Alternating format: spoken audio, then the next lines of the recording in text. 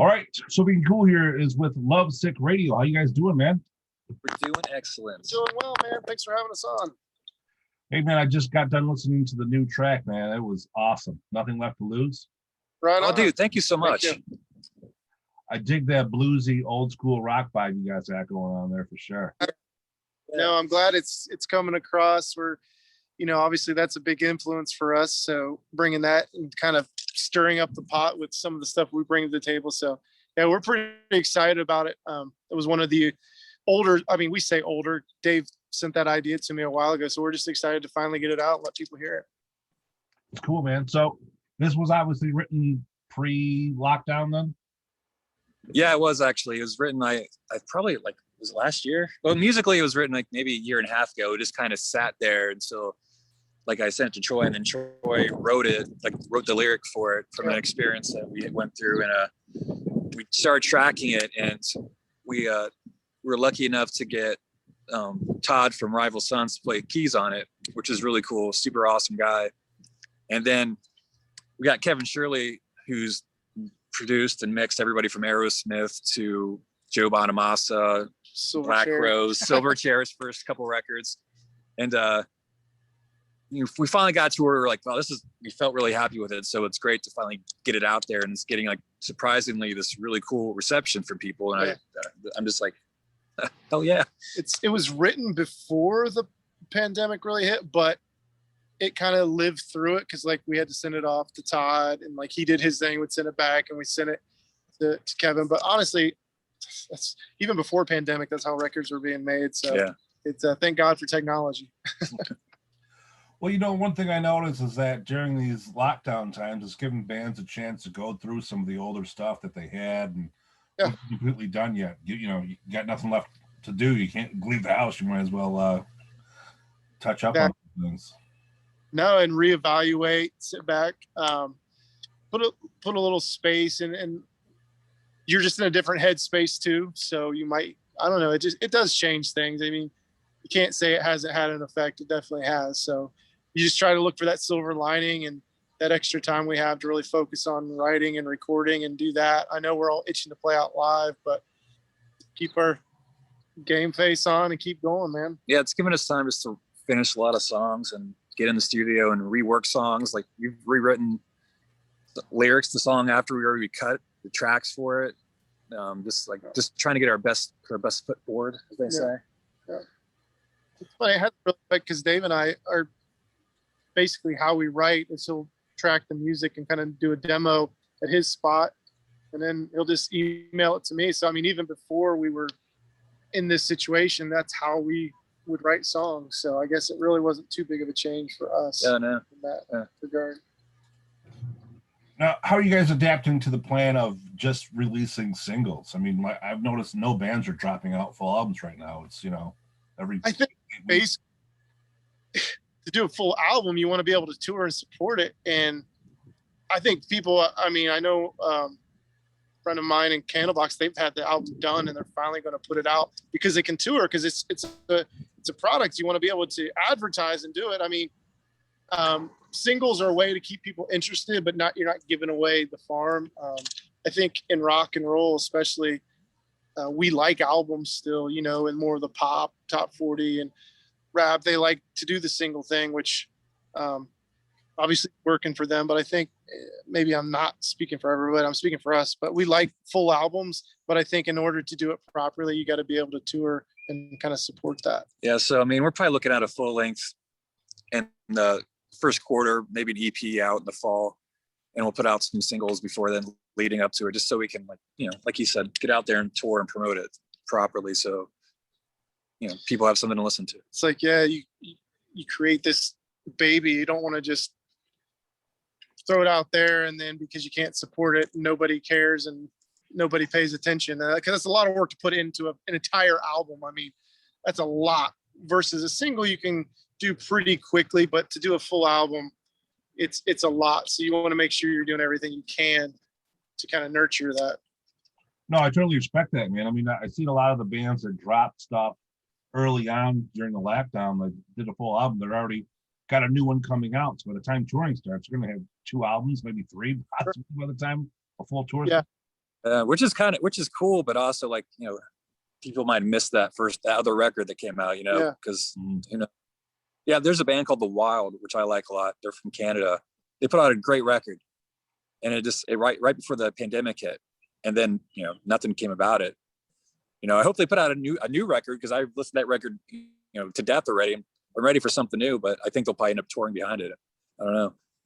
It's a weird time, you know. I don't think anybody has the correct answer except for AC/DC. Right. It is weird too, because I know as a fan just of music, like I'll have heard an album and it's not really caught my eye, but then I'll be out at a festival or whatever and caught somebody's live set, and it gave me a whole new perspective to go back and listen to that album. And we're missing that now. Like, you know, if you don't have the live show, some people are more like, oh, they remember that live show. So now when they put the album on, it takes them back to that place and time, and they've got a special relationship, versus if everything's just sterile and you're getting, you know, the perfect sounding track, but you're not able to, you know, transport yourself to a live show. I think they really have to work together. So I'm getting off the track here, but I don't know, man. I was just thinking about that. How there's certain albums I'll go back and listen to after seeing a band live that'll have a whole different relationship with that album after the live show. So hopefully that'll happen and take place again. It will. So with more places opening up, man, are you guys planning on doing some shows this summer? Or?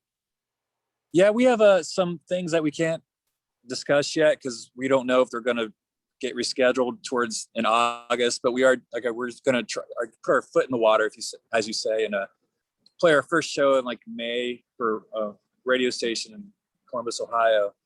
So we're going to see how that goes. And then I know this fall there's a bunch of stuff that we're planning on doing. So hopefully that stays the course. Yeah, I mean, I guess the good news is the phone is ringing again, where there was no ringing of phone, or I mean, it was silent for months. So there is a little bit starting to pop off again. Our other guitar player just showed up. He was blowing us kisses in the corner. So, with you guys bouncing back between Ohio and Vegas, I heard Vegas might be opening up full swing in about a month. Is that right? Yeah, they're talking about, they're at 50% right now. I think last week they went up to 50%, and they're saying if the cases keep going down and it stays down to a certain number for like 2 weeks and there's no new cases, May 1st, they might open up 100%, which would be cool because we could start playing shows there as well. You know, it's just a weird time. And it's weird being in that city because it's been dead. If you go to the Strip, I don't know if you've been there recently, it's been completely just dead, which is kind of cool because you just walk around and like would not get bumped into and deal with all the drunk people. But lately it's definitely can tell that more people are like coming out and the airport's crowded as hell. And you know, I was there last couple of days ago and some guy yells, "Vegas is back, baby." He's just, you know, having this, you know, he was like having the time of his life. And also somebody tried to climb the Eiffel Tower in front of the Paris Hotel. You know, it's making its way slowly back. So things are trending in the right way. As long as we have people climbing the Eiffel Tower, we know we're back. I mean, we're on track to blow. So what part of Vegas do you guys, where were you guys from in Vegas there? Like the Summerlin area is where we're based out of, but yeah, so that's about 20 minutes from the Strip, if that, like east? Might have to do the math in my head, like not math, but like geography in my head. North, south, east. Yeah. Yeah, I used to live in Green Valley. Okay, yeah. Where are you at now? I'm in Buffalo, man. Well, how'd you go? I'm sorry, you cut out, man. I couldn't hear anything you said. Where are you originally at? You say you're originally from Buffalo, or you're originally from Vegas? I'm from Buffalo, and then I lived out there for a while. I used to live in Green Valley. Mike Tyson used to jog past my house every morning, man. That's awesome. I've seen him out. It's at the gym I work out at. Like you'll see Nicolas Cage there. Oh yeah. And the first time I saw him there, I'm like, holy shit, that's Nicolas Cage. And I don't think I was staring because I was trying not to, but then he put on his sunglasses as he's working out. I'm like, dude, come on, nobody cares that much. It's you. It was kind of cool for about 5 minutes, but you know, then I'll see him. I saw him the other day, and he had like I don't know if he had fake hair on. It was gray, and he had a beard. So obviously he's getting ready to do some part. So that was kind of. A lot of work to stay incognito. Yeah, I don't. He doesn't really. You definitely know it's Nicolas Cage. There's like no way to get around it. Yeah, Vegas is a weird place because there's a lot of people moving there from like LA and stuff. So you definitely see like a lot of the old rockers are there. Oh yeah, for sure. I mean, nice weather. There's always a gig to play. There's so much stuff to do. You know what I mean? Oh yeah. I was talking to my friend Stoney the other day from a Counts band, and he was telling me some people that were out there. And I was like, it's like this musical legend. He's like, it sucks. I can't really tell who it was and not loud. But I was like, holy shit, he was here. I would say, he played in a band that played a song called Iron Man. Oh. I won't say who, but I won't say which member. Yeah, you don't need to say. Yeah. But it was pretty cool. That I was like, I would love to have been there for that. Yeah, for sure. I mean, if you live there, there's so many different things. I was in the MGM Grand the night Tupac got shot. Wow. And I remember walking over the platform from the MGM over to Excalibur, and I seen all the cops there and stuff like that. I go, we just thought it was a fight because there was all kinds of fights that broke out inside the casino. And then, go home and watch the news, and you're like, oh my God, it was Tupac we just walked over the top of. Oh, man. That's funny. Yeah, crazy shit, man. Years ago. So what's next for you guys? What are you doing to keep busy? We're working this single right now, Nothing Left to Lose, and we'll probably put out another single here in a month or two. It's either going to be a song called Whispers of Small Town or Last Goodbye. We're trying to decide right now, and probably another lyric video or possibly a video. We're going to see what happens, but probably a couple more singles. Then, like I said, the fall, some shows, EP, followed by a full length. That's the goal. It's the plan till things change. Hopefully they don't. It's going to be interesting, man. I mean, figuring out touring, some of the major markets are still closed. I mean, like I'm in New York, we can't do shit here. I mean, I think they're going to open up the movie theater next month. Like, whoa. But we ain't doing concerts or nothing like that for a while. I mean, they say you can, but for 100 people, who's gonna come here and play besides a local band? Well, exactly.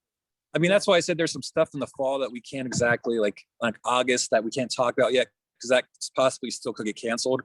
But that's a really cool run that I'm hoping doesn't get canceled. But it's like I don't know how you can do a place like that and not have all the people who bought tickets come. Right. It's so weird. I mean, I think the guy the singer for Pop Roach said he doesn't think there's going to be any real tours or shows till 2022. And I think they have a new record that I think is done that they're waiting to put out until they can actually go out there.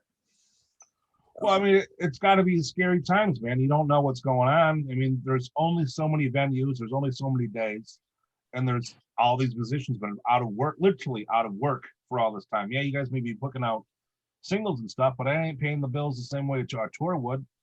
No, yeah. I mean, we almost have enough for a Starbucks that we're going to split between the five of us. Nowadays, you be touring and playing shows. I mean, that's just kind of how it is now. So you just got to think about all the crews and the tour buses. I mean, it's really sad. I don't know.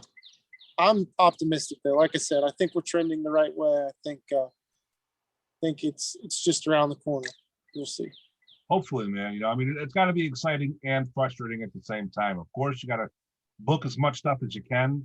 Fingers crossed that it's going to pop off, but it's got to be in the back of your mind, like, what the fuck am I going to do if this doesn't go through? Yeah. I got another 6 months, another year of sitting around. Yeah. Like I said, we had a ton of stuff lined up that got canceled last year, then got rescheduled and canceled again. Like, man, the fact that we're still here, I think, is like shows that the fighting spirit that we have. Right. And the thing is, it's a global deal. I mean, we've got a lot of things we want to do overseas, and it's not like it's just here. You can't escape it, So, rock and roll overseas is still doing really well, and there's markets there we want to explore.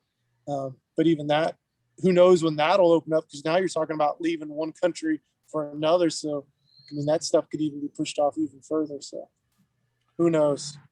Yeah, I mean, a lot of those places are still went back to another complete lockdown. I mean, I've been doing these with bands all over the world, and some of these places, like I talked to somebody in France, they got to have a card. They're completely locked down, but you carry this card, and if you're going to the grocery store, you got to have it on you, and you get it punched when you're there, and it says the time that you left there, and you have that much time to get back to your house. And if that's some pretty serious.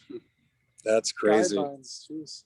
Yeah, it's scary to think about. You know what I mean? Especially when they were open a few months ago, and it's just like, God damn! I hope that's not foreshadowing. For our yeah, exactly. You know. Well, even like a place like Australia, New Zealand, like they're having like big shows again. Yeah. But I was watching the Airborne. The singer I was watching his Instagram, and he was like at a concert for Jimmy Barnes, the Australian guy. I was like, and there's just a packed like a outside festival or something. There's so many people like right next to each other. I'm like, man, what are we doing wrong? But it's weird. Hopefully it gets back to that. We just have to stay positive and just try to be safe as possible, I guess. Well, I think when you're an island, it's a little bit easier though too. That's weird. Here we got all the 50 states, and everybody has doing different things at different times. It's crazy. Now, it would be scary to try and book something internationally. I mean, you got to think about if you're going to do something, I guess you got to pick the country that you're going to feel most comfortable in if you get stuck there. Yeah. Very true. Like that, the singer for Jet, they're on tour in Italy when this all happened, and they got stuck in Italy. Yeah. So yeah, you don't think about that because you never used to have to think about that, but now it's something to like. Oh. Yeah, I didn't think about that. Thanks for now I'm going to be freaked out every time we book something overseas. Yeah, well, we were supposed to go overseas like in June for a show, and the show got canceled. Yeah. But so, it's going to be interesting. Definitely interesting, man. I mean, especially with routing goes through even in our own country here. I mean, some of the places that got open were definitely never going to be the top tier of fucking places you wanted to play, but now it's just like, well, shit. Yeah, take what I can get. Yeah, beggars can't be choosers, right? Yeah, that's true. So people want to follow up. They want to know more about you. They want to check out the video. They want to see more music coming out. Where do they go? What do they do? They go to we're everywhere on social media. Usually at Lovesick Radio, Twitter at Lovesick Radio, Instagram at Lovesick Radio, Facebook at Lovesick Radio Band. Our website lovesickradioband.com. TikTok, we're everywhere. Pretty much wherever you're at, just do a / and then the band name. And if that doesn't work, add the word band after it. Yeah. So Lovesick Radio or Lovesick Radio Band. Yeah, and our new song is available everywhere that you listen to music. So cool. I love the new track, man. I can't wait to hear some new things from you. And hopefully once the world opens back up, next time we'll be having a beer from your shows. That'd be killer, man. Let us know, man, and send me your email address, and I'll send you a sample of a couple of new songs that we're gonna be putting out soon. Love to get your vibe. Definitely, I'd love to hear that for sure. Oh yeah. All right, guys, take care of yourself. Appreciate it. Thanks for having us, man. Peace.